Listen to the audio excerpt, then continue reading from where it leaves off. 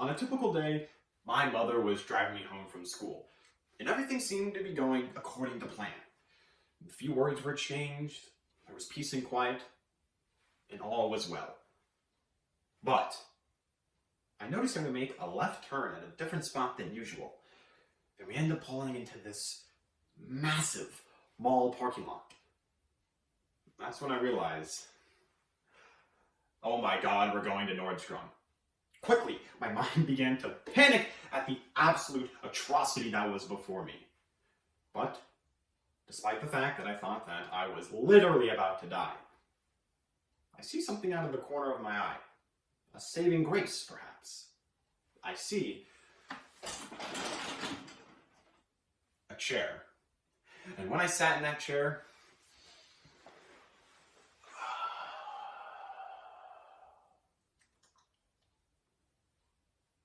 it was the greatest feeling of all time. Chairs are lifesavers, yet we never seem to give them credit where it's due. So today, let's spend the next 9 minutes finally giving chairs the attention they deserve. By first, analyzing the history of chairs. Before second, take a look at the psychology and sophistication of them. Before third, and finally, understanding the real impact that chairs can have in our lives. Because sometimes, it's the things that we appreciate the least that we can end up valuing the most. The chair is an invention that has withstood the test of time for generations. Some of the earliest chairs date all the way back to the early dynastic period of Egypt, roughly 5,000 years ago. But these chairs, these were not your average chairs. You see, these were meticulously crafted only using the finest materials available and took thousands upon thousands of hours of artistic mastery to create. And because of the sheer amount of time and wealth it took to create these beauties, chairs were viewed as a luxury, representing political power and authority. And for thousands upon thousands of years, this remained the same.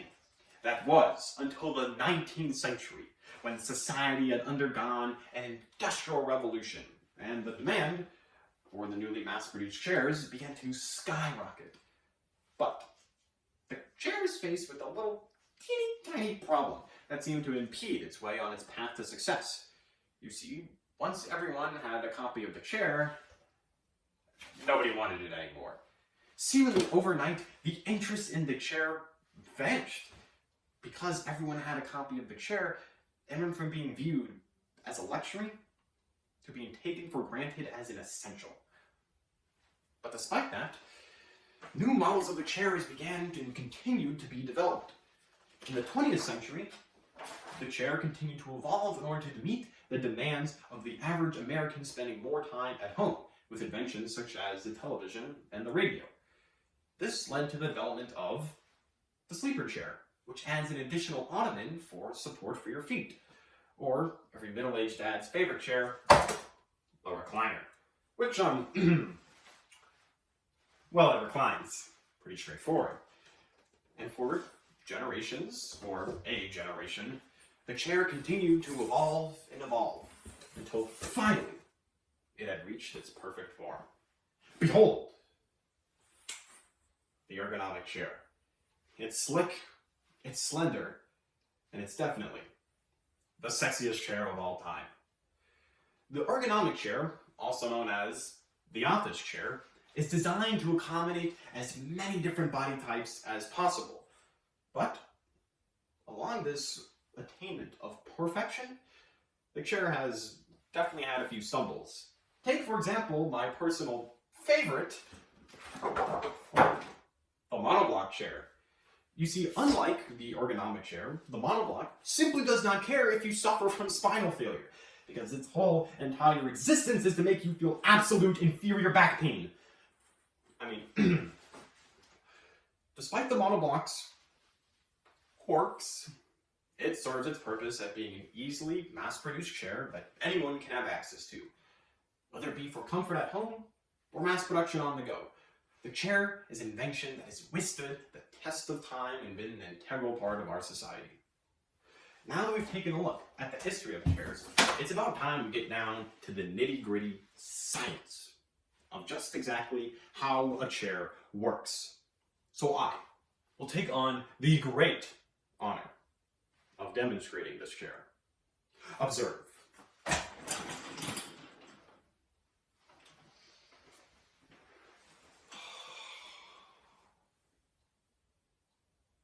Well, there you have it. That's my speech for you today, because now we've seen how the... Well, what's that?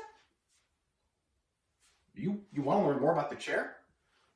Oh, well, why didn't you say so? You see, there's a lot more to just sitting in chairs, you actually see. Take for our hands, for example. These puppies can reveal a lot about our character. When we place them in our lap, it indicates that we're shy and thoughtful, analyzing a situation in order to make the next calculated move. Now let's take our hands again and place them together and put them in our lap. Now we have something completely different. This indicates that we're much more passionate and emotional, ready to strike while the iron's hot. But even though there's a lot about sitting in chairs that can reveal our character, sometimes it's standing. On September 27, 1976, the presidential debate between the Republican candidate Gerald Ford and the Democratic challenger Jimmy Carter was underway. And in the middle of this heated debate, the power went out, causing the broadcast to lose audio and lighting for 27 minutes. And in the midst of these 27 minutes of silence, the two presidents were forced to ask themselves the most important question of their lives. To sit or not to sit? For that is the question. And in the end, they chose not to sit. Gerald Ford later stated in an interview, "I think both of us were hesitant to take a seat in that moment, because it would represent our unwillingness to lead a nation."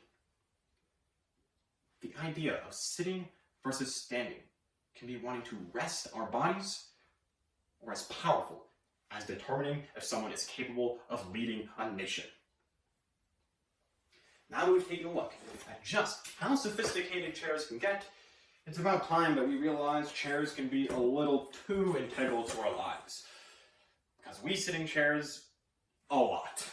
According to a study done by the World Health Organization, the average American spends up to 10 hours a day sitting. And because of this, we're 40% more likely to die at any given point. And on top of that, we spend 42% of our entire existence in chairs. But yet we never seem to acknowledge the fact that we use chairs religiously. And they're everywhere we go. Take you all, for example. Most, if not all of you, are sitting in chairs right now listening to me give this speech. Now imagine you have to listen to this speech while standing. Yeah, I wouldn't do it either. The point is, we're never consciously aware that we're actually taking a seat. But when we remove the chair from the equation, that's when we decide to wake up. We use chairs at work, at home, at school, and even important events like weddings and graduations. And most importantly, without chairs, I, along with thousands of other high schoolers participating in speech and debate, are unable to share our message with you. Because in reality, this speech isn't just about chairs. It's about people. It's about the friends, family, and loved ones that we overlook on a daily basis.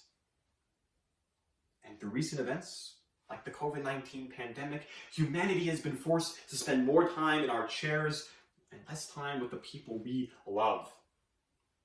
But through this isolation, we're able to really value and appreciate those people in our lives that have gone missing. So the next time you see a chair, understand that without it, we're not able to take a seat. So that when we're ready, we can finally take a stand. Thank you.